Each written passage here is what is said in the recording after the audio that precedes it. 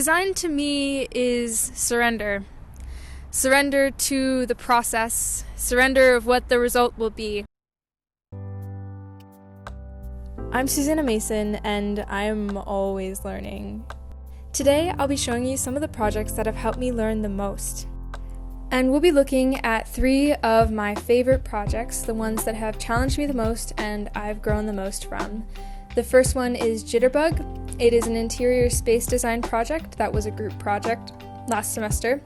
The second one is Varma. It's a furniture design project, which was a single project last year.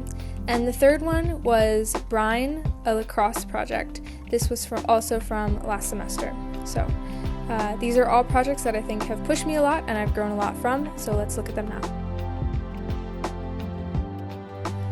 How do we enliven a small college town in southwest Ohio that's partly full of college students part of the year and also partly full of older generations the rest of the year?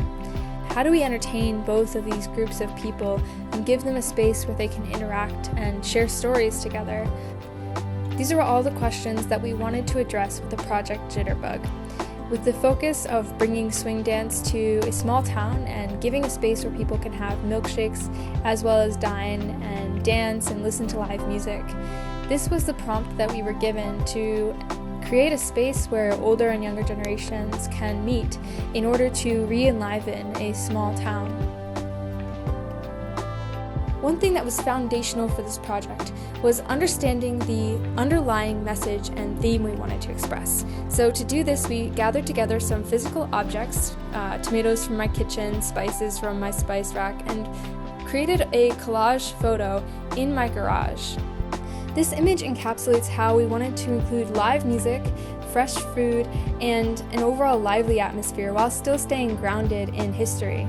This project takes place in a building that is currently half a diner and half a senior center, so we wanted to use a space that could express both. Here's how our final floor plan turned out. It's color-coded by the spaces between dance hall, the common lobby, and the dining area. There's an in-house diner as well as games that can be played on the tables. These menus were designed featuring our Jitterbug logo as well as food that is reminiscent of a 1940s diner. The dance side of the studio features an abstract wall decoration that acts both as the name Jitterbug and as sound absorption.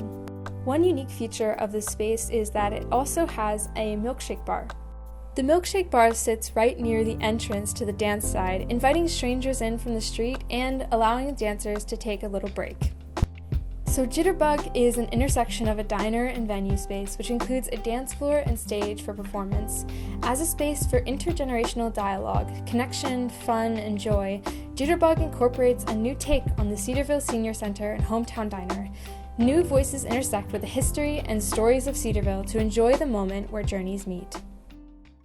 For this project, I was the team lead for a group of 5 people, and it grew me in so many ways, and for the most part, I really learned how to let other people take the lead and enable them and encourage their growth. Varma is Swedish for warm, and that was the overall feeling that this project was meant to express, a warm feeling of coming home to a space that's welcoming and kind. Meet Paul and Scout, a young couple in their early 20s who are looking to redecorate their apartment in order to facilitate more meaningful conversations with friends, while making it a space that can be relaxing and chill when no one else is home. These users needed 3 pieces of furniture, a couch of some kind, a table, and a light in order to decorate their new apartment. They're sustainability minded, with a desire to buy and participate in products that feel right to them and fit with their worldview. The chair here is meant to feel lightweight. Rather than going with a traditional model of having all of the pieces connected, I really wanted to create some space between that backrest and the bottom of the chair. The table is also meant to feel light and unobtrusive while still being visually interesting. I wanted the shape of the light to feel very round and approachable while still being relatively unobtrusive, allowing the conversations and the person that you're talking to be the main focus.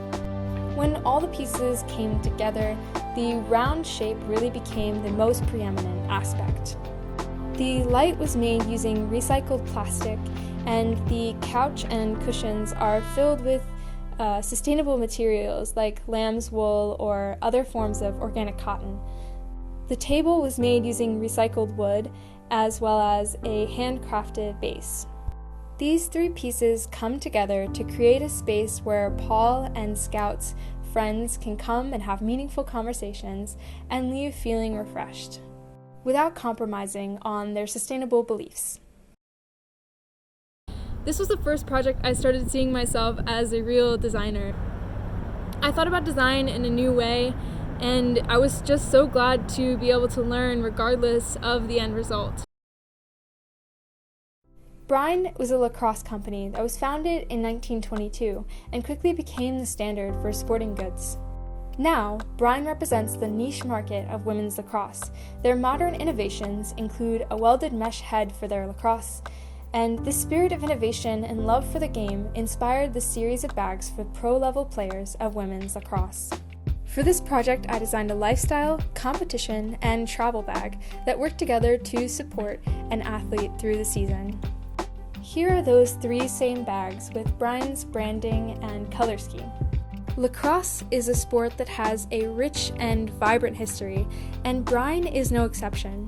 These three bags encapsulate Brine's brand language, spur innovation, and support the most pro-level athletes through their season.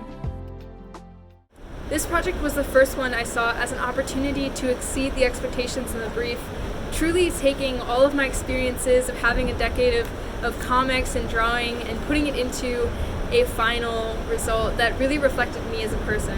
The illustrations were my inspiration as I hit a rut, so creating a new motto for myself: the only way out is through.